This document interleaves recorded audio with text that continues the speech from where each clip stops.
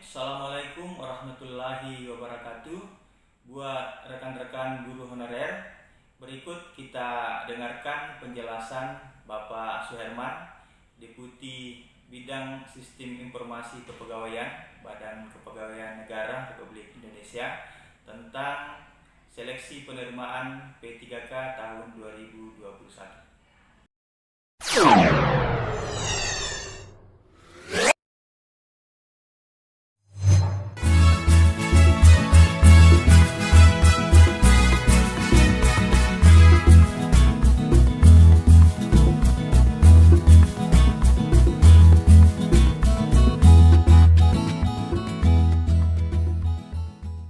Pelaksanaan seleksi P3K guru atau pegawai pemerintah dengan perjanjian kerja untuk formasi jabatan guru, pada dasarnya prinsip pelaksanaannya, terutama di dalam konteks pelaksanaan seleksi, akan dilaksanakan secara transparan, akuntabel, efektif, efisien, dan terintegrasi. Transparan tentu saja sebagaimana proses pelaksanaan seleksi calon pegawai negeri sipil ataupun calon pegawai P3K tahap pertama yang sudah dilakukan beberapa waktu yang lalu, di mana semua publik masyarakat akan bisa mengontrol, melihat dari capaian yang diperoleh oleh setiap peserta seleksi. Sehingga tidak ada kemudian di dalam proses seleksi ada yang merasa dirugikan atau ada yang merasa dicurangi di dalam terhadap capaian seleksi yang dilakukan oleh setiap peserta. Dan di dalam konteks tahapan pengadaan aparatur sipil negara, bagaimana diatur di dalam Undang-Undang Nomor 5 Tahun 2014 tentang aparatur sipil negara, maka tahapan di dalam pelaksanaan seleksi pengadaan ASN itu dimulai dari perencanaan, yang ini sudah beberapa kali dilakukan oleh rapat-rapat pertemuannya, termasuk nanti kemudian akan diikuti dengan pengumuman lowongan yang hari ini kita lakukan kick off-nya untuk pengumuman lowongan, kemudian nanti melakukan pelamaran, para peserta melamar kepada pemerintah tentu saja, kemudian melakukan seleksi dan pengumuman hasil seleksi serta melakukan pengangkatan atau penetapan nomor induk P3K bagi pegawai yang lolos seleksi. Dan di dalam proses seleksi ini ada beberapa instansi yang terlibat secara langsung yang tadi sudah disampaikan juga oleh Pak Teguh. Misalnya di dalam Kementerian PAN-RB itu terlibat di dalam menentukan formasi kebutuhan, berapa banyaknya formasi yang dibutuhkan untuk guru P3K ini di tahun 2021. Tadi Mas Menteri menyampaikan ada kebutuhan sampai dengan 1 juta guru. Apakah nanti 1 juta bisa kita penuhi sekaligus atau nanti dilakukan secara bertahap tetapi tetap tercapai 1 juta guru misalnya. Yang kedua, karena nanti ada proses seleksi, maka tentu saja nanti akan ada passing grade, berapa tingkat kelulusan dari seseorang guru, sehingga kualitas seseorang guru seperti tadi sampaikan arahan dari Pak Wapres misalnya, ada beberapa kompetensi-kompetensi dasar dan kompetensi teknis yang dibutuhkan bagi seseorang guru, sehingga ke depan kita berharap bahwa kualitas anak didik kita itu akan jauh lebih baik. Nah, dari sisi BKN tentu saja kami di dalam konteks pendaftaran, semua proses yang dilakukan oleh BKN mulai dari pendaftaran itu sudah menggunakan teknologi informasi. Kita mulai dari pendaftaran kita menggunakan sistem seleksi calon aparatur sipil negara untuk P3K, di mana semua peserta nanti akan membangun pesertanya, kemudian mereka registrasi pendaftaran, dan termasuk juga melakukan pencetakan kartu ujian. Semua dilakukan by system. Data yang terdaftar, mereka yang mendaftar, kemudian datanya akan terintegrasi dengan data Dapodik untuk melihat, karena tadi dibatasi bahwa P3K guru ini, itu scopingnya dibatasi bahwa diprioritaskan untuk guru yang sekarang sudah menjadi honorer, yang dia datanya terdaftar di Dapodik, kemudian data yang guru yang sekarang ada di data THK2, serta data guru yang sudah seleksi lulus PPG yang sebagaimana yang program sertifikasi yang dikeluarkan oleh teman-teman di Kementerian Pendidikan. Karena di dalam Undang-Undang ASN, Undang-Undang Nomor 5 Tahun 2014 juga yang berhak menjadi aparatur sipil negara adalah warga negara Indonesia, maka tentu saja nanti pada saat pendaftaran sistem juga akan terkoneksi atau terintegrasi dengan data Dapodik ya, atau sorry, data Dukcapil, sehingga kami memastikan bahwa semua data orang yang mendaftar itu adalah warga negara Indonesia. Nah, begitu nanti mereka setelah melakukan pendaftaran, maka data kemudian akan dikirim ke sistemnya Kementerian Dikbud, UNBK, Ujian Nasional Berbasis Komputerisasi. Semua proses pengiriman data itu akan dilakukan dengan menggunakan sistem. Jadi tidak ada data yang akan tercecer di tengah jalan. Begitu selesai pelaksanaan seleksi, maka nanti dilakukan pengolahan hasil ujian itu juga langsung disampaikan kepada BKN untuk dilakukan pengolahan nilai dan sekaligus melakukan penetapan NIP.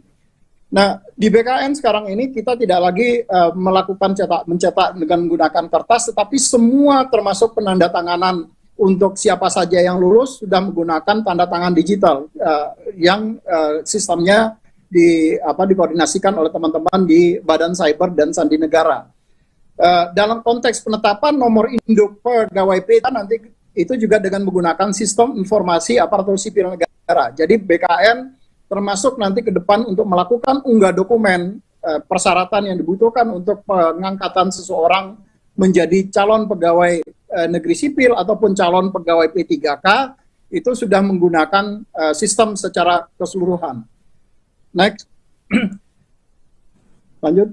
Nah, di dalam konteks pelaksanaan P3K, pegawai pemerintah dengan perjanjian kerja, kalau kita berbicara perjanjian, maka tentu akan ada kapan rentang waktu perjanjian kerja itu. Undang-Undang nomor 5 tahun 2014 ataupun PP 49 tahun 2017 tentang manajemen P3K, di situ sudah mengatur bahwa perjanjian kontrak dengan pegawai P3K itu paling singkat dilakukan 1 tahun dan dipanjang sesuai dengan pencapaian kinerja dari setiap pegawai P3K tadi.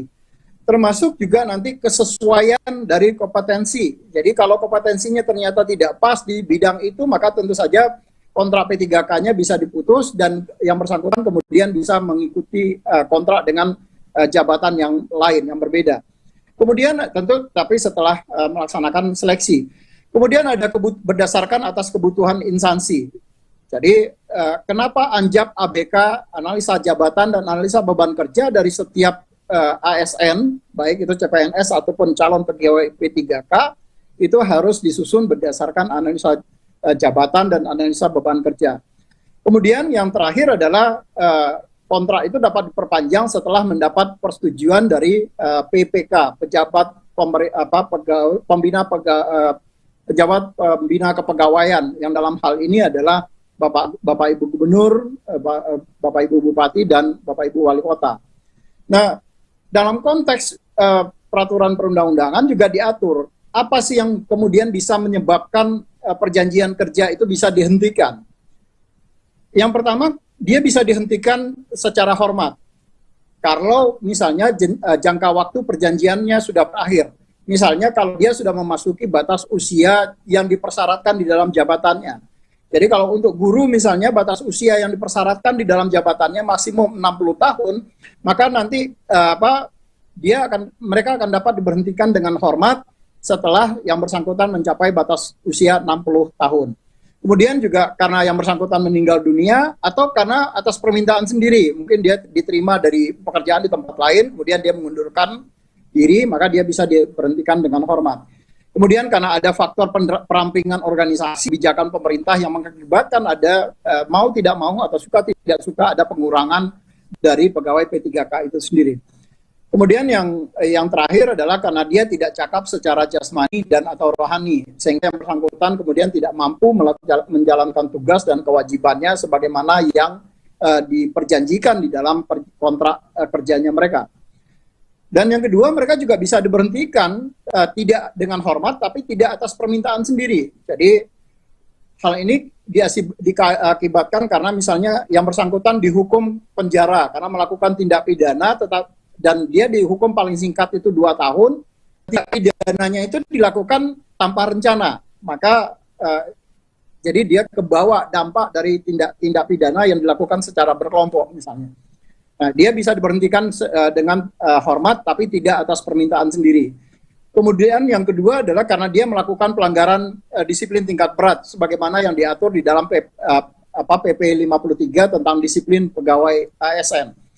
Kemudian dia juga bisa diberhentikan dengan hormat tidak atas permintaan sendiri sebagai konsekuensi dari tidak memenuhi target kinerja yang telah disepakati.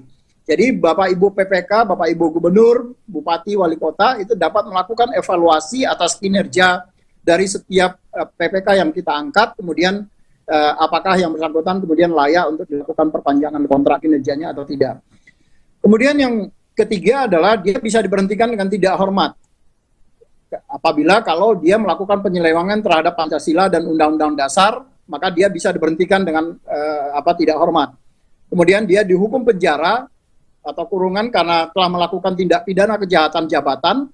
Jadi dia melakukan korupsi yang ada hubungannya dengan jabatan, dan itu kemudian sudah ditetapkan oleh keputusan pengadilan, maka dia bisa diberhentikan dengan tidak hormat. Yang selanjutnya adalah kalau dia ikut menjadi anggota atau pengurus partai politik. Ini tidak hanya berlaku bagi pegawai P3K, tetapi juga berlaku bagi pegawai negeri sipil. Jadi kalau dia menjadi partai politik, maka yang bersangkutan kemudian dapat diberhentikan dengan tidak hormat. Dan yang terakhir adalah yang bersangkutan kemudian dihukum penjara karena melakukan tindak pidana yang diancam dengan pidana penjara paling singkat 2 tahun atau lebih, dan pidana tersebut dilakukan secara berencana. Jadi sudah ada tindakan-tindakan yang berdampak terhadap tindakan pidana yang kemudian yang bersangkutan dipenjara. Ini kemudian bisa diberhentikan dengan tidak hormat bagi pegawai P3K yang tadi. Itu mungkin beberapa hal yang perlu kami sampaikan dari sisi Badan Kepegawaian Negara, dan atas perhatiannya kami ucapkan terima kasih.